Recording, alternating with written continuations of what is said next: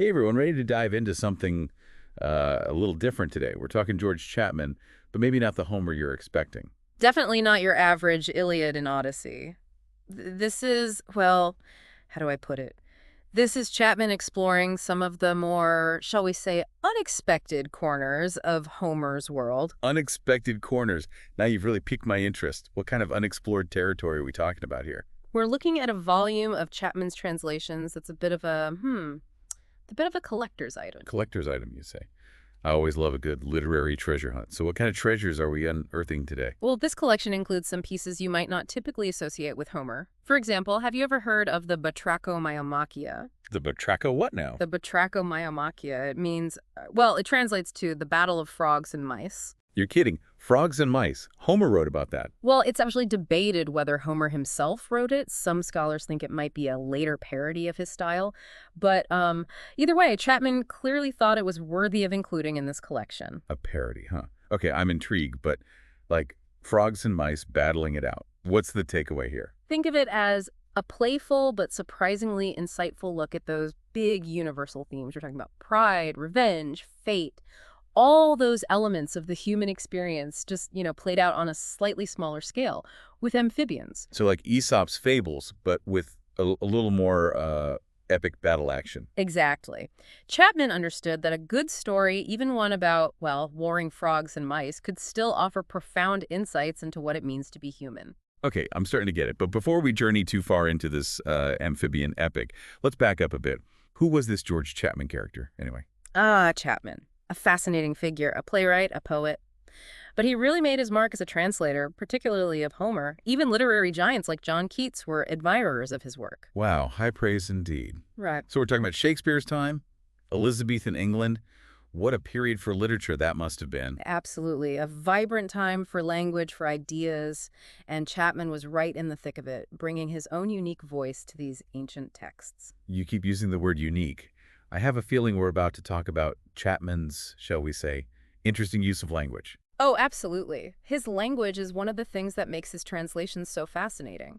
For instance, instead of garments, he uses the word weeds, which just meant clothes back in Elizabethan English. Weeds! That's fantastic. I'm picturing these frogs all dressed up in their finest pond weeds, ready to do battle. It's so unexpected, so. Chapman. Exactly. Or how about treen brooches? Sounds a bit like a piece of furniture maybe. But it simply means branches. Treen just means made of wood. Treen brooches, like something out of a fantasy novel. You really do get transported back in time reading his work. It's like he's painting these vivid pictures with his word choices. You really get a sense of him, like he's right there in the room with you, telling you these stories. Precisely. It reminds us that translation is an art form in its own right. But there's so much more to this collection than just the Batrachomyomachia, entertaining as it is. Oh, I'm all ears. What other literary treasures has Chapman hidden away in this volume? Well, we also have several of Homer's hymns. Hymns, like church hymns? Well, you could think of them as poetic hymns of praise dedicated to the Greek gods. But they're more than just songs of worship, really. They give us these fascinating glimpses into the myths, often revealing details you won't find anywhere else. Okay, I love those lesser-known stories. Yeah. Give me an example. What kind of unexpected details are we talking about? Let's see. Yes. There's a particularly striking one in the Hymn to Apollo. It's about how he came to establish his famous oracle at Delphi. Delphi, of course. The center of the ancient world, where people went to consult the oracle. I mean, talk about a direct line to the divine. Exactly. But the hymn gives us this fascinating little backstory, a twist you might not expect. It involves, wait for it, the Cretans. Those folks from Crete, the island of the Minotaur. Right. What do they have to do with Apollo's oracle? Well, according to the hymn, Apollo was searching for the perfect place to establish his oracle when he came across a Cretan ship.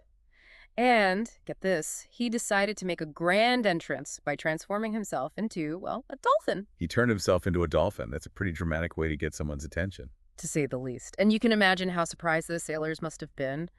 But Apollo eventually revealed his true identity and, basically commanded them to take him to Crissa, the port near Delphi. Okay, so not exactly a suggestion then. Do they just go along with it? Sure thing, Apollo Dolphin. Anything for you? Well, they didn't really have much of a choice, did they? But here's where it gets interesting.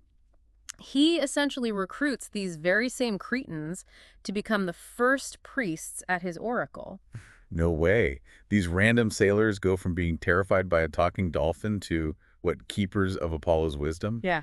That's incredible. It is, and it's these little details that you wouldn't find in the more, well-trodden myths that really make exploring these texts so rewarding. Absolutely. It's like these little details, they completely change how you see the whole story, Yeah. Makes you wonder what other hidden gems are buried in these ancient texts, just waiting to be discovered. That's the beauty of diving into these lesser-known works. Always something new to uncover, a new perspective to consider. Speaking of new perspectives, Chapman didn't just stop at Homer, did he? I mean, there's some Hesiod in this volume too, right? Another ancient Greek poet. You got it. Chapman includes selections from Hesiod's Works and Days, which is fascinating. It's essentially a guide to living a good life, full of practical advice. Practical advice, huh? Sounds like my kind of read. Was it like like an ancient Greek self-help book? In a way, yeah. Hesiod offered advice on everything from farming and sailing to navigating tricky social situations and avoiding debt. It's this blend of practical wisdom and, moral guidance, really reflecting the values of the time. Okay, so how to live a good life according to Hesiod. Give me the SparkNotes version. What were his big takeaways? Well, he was a big believer in justice and hard work, really emphasized that living a virtuous life, it wasn't just, the right thing to do. It was the path to actual success for individuals, for society, the whole shebang. Can't argue with that. Work hard, be a good person. Timeless advice right there. Absolutely, but it's not all sunshine and roses. He also gets into the, shall we say, consequences of vice.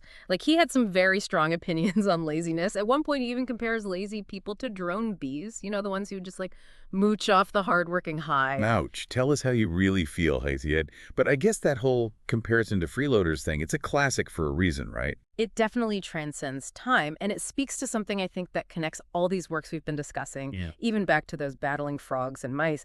You've got this thread of, these core human experiences, morality, fate, the good old human condition with all its messiness. Yeah, totally. Like these themes that just keep popping up no matter what time period, what culture, what story you're telling. Yeah. But why do you think these themes resonated so much? Like back then, in ancient Greece, in Chapman's England, why were these stories so powerful? Well, I think back then, the idea of fate, of destiny, it was much more immediate. People's lives were so often at the mercy of things outside their control, right? Unpredictable weather, political turmoil. For the Elizabethans, it could be as simple as the mood of the monarch that day. Fate wasn't some abstract idea. It was a daily reality. That's a really good point. It makes you wonder if these stories, they weren't just entertainment.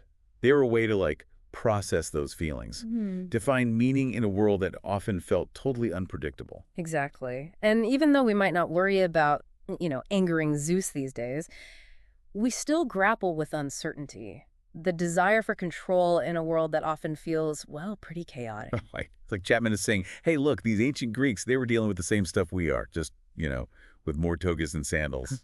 And, speaking of Chapman, I have to say, the guy was more than just a translator. He was an artist. The way he brought these works to life, his own unique style. Totally. And you can really see that in his dedication at the end of the volume.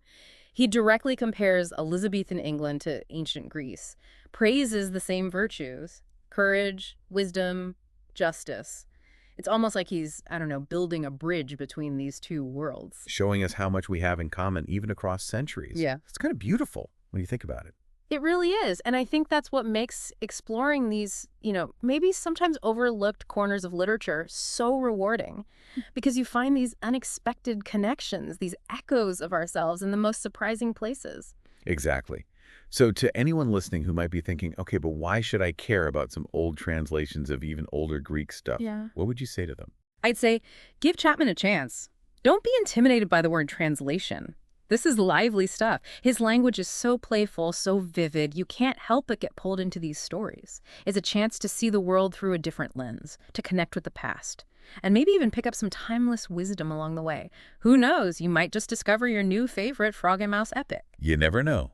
Sometimes those unexpected journeys, those deep dives into the lesser known, they lead to the most rewarding discoveries.